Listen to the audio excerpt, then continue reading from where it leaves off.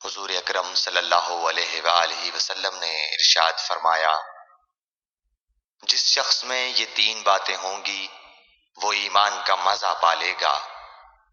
ایک یہ کہ وہ شخص جسے اللہ اور اس کا رسول ان کے ماں سوا سے زیادہ عزیز ہوں، اور دوسرے یہ کہ جو کسی بندے سے محض اللہ ہی کے لیے محبت کرے، اور تیسری بات یہ کہ جسے اللہ نے کفر سے نجات دی ہو، پھر دوبارہ کفر اختیار کرنے کو وہ ایسا برا سمجھے جیسا آگ میں گر جانے کو برا جانتا ہے۔ صحیح بخاری حدیث نمبر 21۔ حضرت محمد مصطفیٰ صلی اللہ علیہ وآلہ وسلم نے فرمایا، جب جنتی جنت میں اور دوزخی دوزخ میں داخل ہو جائیں گے، اللہ پاک فرمائے گا، جس کے دل میں رائی کے دانے کے برابر بھی ایمان ہو، اس کو بھی دوزخ سے نکال لو۔ تب ایسے لوگ دوزخ سے نکال لیے جائیں گے اور وہ جل کر کوئلے کی طرح سیاہ ہو چکے ہوں گے، پھر زندگی کی نہر میں یا بارش کے پانی میں ڈالے جائیں گے۔ اس وقت وہ دانے کی طرح اگائیں گے جس طرح ندی کے کنارے دانے اگاتے ہیں۔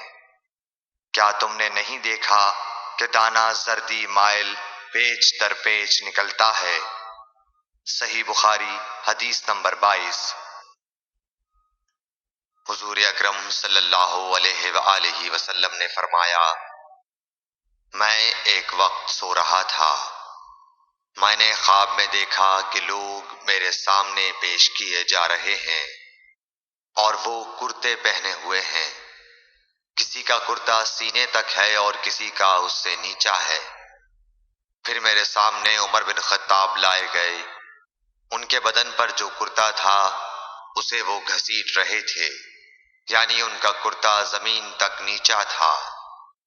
صحابہ رضی اللہ تعالی عنہ نے پوچھا کہ یا رسول اللہ اس کی کیا تعبیر ہے؟ آپ نے فرمایا کہ اس سے دین مراد ہے۔ صحیح بخاری حدیث نمبر 23۔ ایک مرتبہ رسول کریم صلی اللہ علیہ وسلم ایک انصاری شخص کے پاس سے گزرے، اس حال میں کہ وہ اپنے ایک بھائی سے کہہ رہے تھے کہ تم اتنی شرم کیوں کرتے ہو؟ آپ نے اس انصاری سے فرمایا کہ اس کو اس کے حال پر رہنے دو، کیونکہ حیا بھی ایمان ہی کا ایک حصہ ہے۔ صحیح بخاری حدیث نمبر 24۔ رسول اللہ صلی اللہ علیہ وسلم نے فرمایا، مجھے اللہ کی طرف سے حکم دیا گیا ہے کہ لوگوں سے جنگ کروں اس وقت تک کہ وہ اس بات کا اقرار کر لیں کہ اللہ کے سوا کوئی معبود نہیں ہے، اور یہ کہ محمد صلی اللہ علیہ وسلم اللہ کے سچے رسول ہیں، اور نماز ادا کرنے لگیں اور زکوٰۃ دیں۔ جس وقت وہ یہ کرنے لگیں گے تو مجھ سے اپنے جان و مال کو محفوظ کر لیں گے، سوائے اسلام کے حق کے۔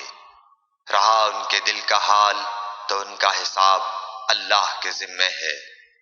صحیح بخاری حدیث نمبر 25۔ رسول اللہ صلی اللہ علیہ وسلم سے دریافت کیا گیا کہ کون سا عمل سب سے افضل ہے؟ فرمایا، اللہ اور اس کے رسول پر ایمان لانا۔ کہا گیا اس کے بعد کون سا؟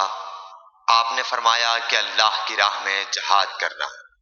کہا گیا پھر کیا ہے؟ آپ نے فرمایا حج مبرور۔ صحیح بخاری حدیث نمبر 26۔ رسول اللہ صلی اللہ علیہ وسلم نے چند لوگوں کو کچھ عطیہ دیا اور سعد وہاں موجود تھے۔ وہ کہتے ہیں کہ رسول اللہ صلی اللہ علیہ وسلم نے ان میں سے ایک شخص کو کچھ نہ دیا، حالانکہ وہ ان میں مجھے سب سے زیادہ پسند تھا۔ میں نے کہا حضور، آپ نے فلاں کو کچھ نہ دیا، میں اسے مومن گمان کرتا ہوں۔ آپ نے فرمایا مومن یا مسلمان؟ میں تھوڑی دیر چپ رہ کر پھر پہلی بات دہرانے لگا۔ حضور صلی اللہ علیہ وسلم نے بھی دوبارہ وہی جواب دیا۔ پھر آپ نے فرمایا کہ اے سعد، باوجود یہ کہ ایک شخص مجھے زیادہ عزیز ہے پھر بھی میں اسے نظر انداز کر کے کسی اور دوسرے کو اس خوف کی وجہ سے یہ مال دیتا ہوں کہ وہ اپنی کمزوری کی وجہ سے اسلام سے پھر جائے اور اللہ اسے آگ میں اوندھا ڈال دے۔ صحیح بخاری حدیث نمبر 27۔ ایک آدمی نے رسول اللہ صلی اللہ علیہ وسلم سے پوچھا، کون سا اسلام بہتر ہے؟ آپ صلی اللہ علیہ وسلم نے فرمایا کہ تو کھانا کھلائے اور ہر شخص کو سلام کرے، خواہ اس کو تو جانتا ہو یا نہ جانتا ہو۔ صحیح بخاری حدیث نمبر 28۔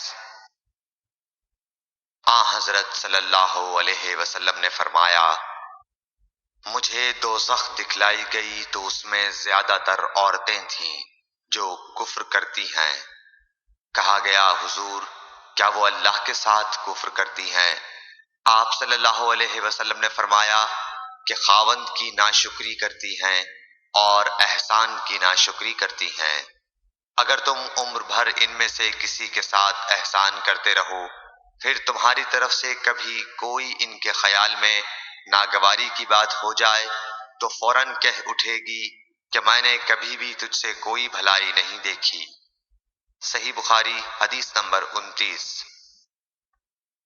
حضرت صلی اللہ علیہ وآلہ وسلم فرماتے تھے، جب دو مسلمان اپنی اپنی تلواریں لے کر بھڑ جائیں تو قاتل اور مقتول دونوں دوزخی ہیں۔ عرض کیا گیا، یا رسول اللہ، قاتل تو خیر ضرور دوزخی ہونا چاہیے، مقتول کیوں؟ فرمایا، وہ بھی اپنے ساتھی کو مار ڈالنے کی حرص رکھتا تھا، موقع پاتا تو وہ اسے ضرور قتل کر دیتا، دل کے عزم صمیم پر وہ دوزخی ہوا۔ صحیح بخاری حدیث نمبر 30۔ ابو ذر ایک جوڑا پہنے ہوئے تھے اور ان کا غلام بھی جوڑا پہنے ہوئے تھا۔ سبب دریافت کیا گیا تو کہنے لگے کہ میں نے ایک شخص یعنی غلام کو برا بھلا کہا تھا اور اس کی ماں کی غیرت دلائی یعنی گالی دی، تو رسول اللہ صلی اللہ علیہ وسلم نے یہ معلوم کر کے مجھ سے فرمایا، اے ابو ذر، تو نے اسے ماں کے نام سے غیرت دلائی ہے، بے شک تجھ میں ابھی کچھ زمانہ جاہلیت کا اثر باقی ہے۔ یاد رکھو، ماتحت لوگ تمہارے بھائی ہیں، اللہ نے اپنی کسی مصلحت کی بنا پر انہیں تمہارے قبضے میں دے رکھا ہے، تو جس کے ماتحت اس کا کوئی بھائی ہو تو اس کو بھی وہی کھلائے جو آپ کھاتا ہے، اور وہ کپڑا اسے پہنائے جو آپ پہنتا ہے، اور ان کو اتنے کام کی تکلیف نہ دو کہ ان کے لیے مشکل ہو جائے، اور اگر کوئی سخت کام ڈالو تو تم خود بھی ان کی مدد کرو۔ صحیح بخاری حدیث نمبر 31۔ جب سورہ انعام کی یہ آیت اتری، جو لوگ ایمان لائے اور انہوں نے اپنے ایمان میں گناہوں کی آمیزش نہیں کی، تو آپ صلی اللہ علیہ وسلم کے اصحاب نے کہا، یا رسول اللہ، یہ تو بہت ہی مشکل ہے، ہم میں کون ایسا ہے جس نے گناہ نہیں کیا؟ تب اللہ پاک نے سورہ لقمان کی یہ آیت اتاری کہ بے شک شرک بڑا ظلم ہے۔ صحیح بخاری حدیث نمبر 32۔ رسول اللہ صلی اللہ علیہ وآلہ وسلم نے فرمایا، منافق کی علامتیں 3 ہیں، جب بات کرے جھوٹ بولے، جب وعدہ کرے اس کے خلاف کرے، اور جب اس کو امین بنایا جائے تو خیانت کرے۔ صحیح بخاری حدیث نمبر 33۔ رسول اللہ صلی اللہ علیہ وسلم نے فرمایا کہ 4 عادتیں جس کسی میں ہوں تو وہ خالص منافق ہے، اور جس کسی میں ان 4 میں سے ایک عادت ہو تو وہ بھی نفاق ہی ہے جب تک اسے نہ چھوڑ دے۔ وہ یہ ہیں، جب اسے امین بنایا جائے تو امانت میں خیانت کرے اور بات کرتے وقت جھوٹ بولے، اور جب کسی سے عہد کرے تو اسے پورا نہ کرے، اور جب کسی سے لڑے تو گالیوں پر اتر آئے۔ صحیح بخاری حدیث نمبر 34۔ رسول اللہ صلی اللہ علیہ وسلم نے فرمایا، جو شخص شب قدر ایمان کے ساتھ محض ثواب آخرت کے لیے ذکر و عبادت میں گزارے، اس کے گزشتہ گناہ بخش دیے جاتے ہیں۔ صحیح بخاری حدیث نمبر 35۔ رسول اللہ صلی اللہ علیہ وسلم نے فرمایا، جو شخص اللہ کی راہ میں جہاد کے لیے نکلا، اللہ اس کا ضامن ہو گیا۔ اللہ تعالیٰ فرماتا ہے، اس کو میری ذات پر یقین اور میرے پیغمبروں کی تصدیق نے اس سرفروشی کے لیے گھر سے نکالا ہے۔ میں اس بات کا ضامن ہوں کہ یا تو اس کو واپس کر دوں ثواب اور مال غنیمت کے ساتھ، یا شہید ہونے کے بعد جنت میں داخل کر دوں۔ رسول اللہ صلی اللہ علیہ وسلم نے فرمایا، اور اگر میں اپنی امت پر اس کام کو دشوار نہ سمجھتا تو لشکر کا ساتھ نہ چھوڑتا، اور میری خواہش ہے کہ اللہ کی راہ میں مارا جاؤں، پھر زندہ کیا جاؤں، پھر مارا جاؤں، پھر زندہ کیا جاؤں، پھر مارا جاؤں۔ صحیح بخاری حدیث نمبر 36۔ حضرت صلی اللہ علیہ وسلم نے فرمایا، جو کوئی رمضان میں راتوں کو ایمان رکھ کر اور ثواب کے لیے عبادت کرے، اس کے اگلے گناہ بخش دیے جاتے ہیں۔ صحیح بخاری حدیث نمبر 37۔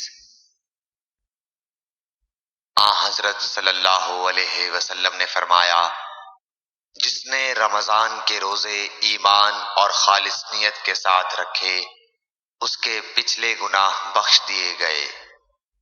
صحیح بخاری حدیث نمبر 38۔ حضرت صلی اللہ علیہ وسلم نے فرمایا، بے شک دین آسان ہے، اور جو شخص دین میں سختی اختیار کرے گا تو دین اس پر غالب آ جائے گا اور اس کی سختی نہ چل سکے گی۔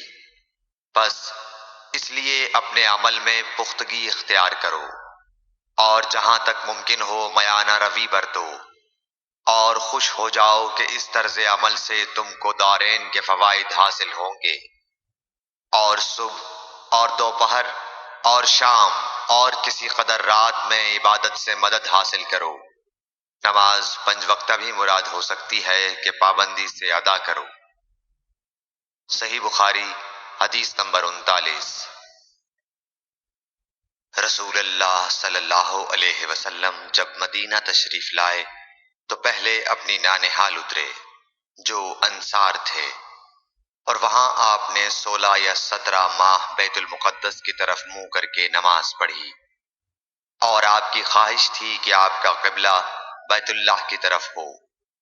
جب بیت اللہ کی طرف نماز پڑھنے کا حکم ہو گیا تو سب سے پہلی نماز جو آپ نے بیت اللہ کی طرف پڑھی عصر کی نماز تھی۔ وہاں آپ صلی اللہ علیہ وسلم کے ساتھ لوگوں نے بھی نماز پڑھی۔ پھر آپ کے ساتھ نماز پڑھنے والوں سے ایک آدمی نکلا اور اس کا مسجد بنی حارثہ کی طرف گزر ہوا تو وہ لوگ رکوع میں تھے۔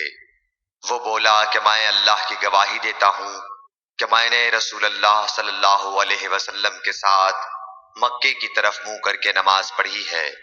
یہ سن کر وہ لوگ اسی حال میں بیت اللہ کی طرف گھوم گئے، اور جب رسول اللہ صلی اللہ علیہ وسلم بیت المقدس کی طرف منہ کر کے نماز پڑھا کرتے تھے، یہودی اور عیسائی خوش ہوتے تھے، مگر جب آپ نے بیت اللہ کی طرف منہ پھیر لیا تو انہیں یہ امر ناگوار ہوا۔ زہیر ایک راوی کہتے ہیں کہ ہم سے ابو اسحاق نے برا سے یہ حدیث بھی نقل کی ہے کہ قبلہ کی تبدیلی سے پہلے کچھ مسلمان انتقال کر چکے تھے، تو ہمیں یہ معلوم نہ ہو سکا کہ ان کی نمازوں کے بارے میں کیا کہیں۔ تب اللہ نے یہ آیت نازل کی، وَمَا كَانَ اللَّهُ لِيُضِيعَ إِيمَانَكُمْ، سورہ بقرہ آیت نمبر 143۔ صحیح بخاری حدیث نمبر 40۔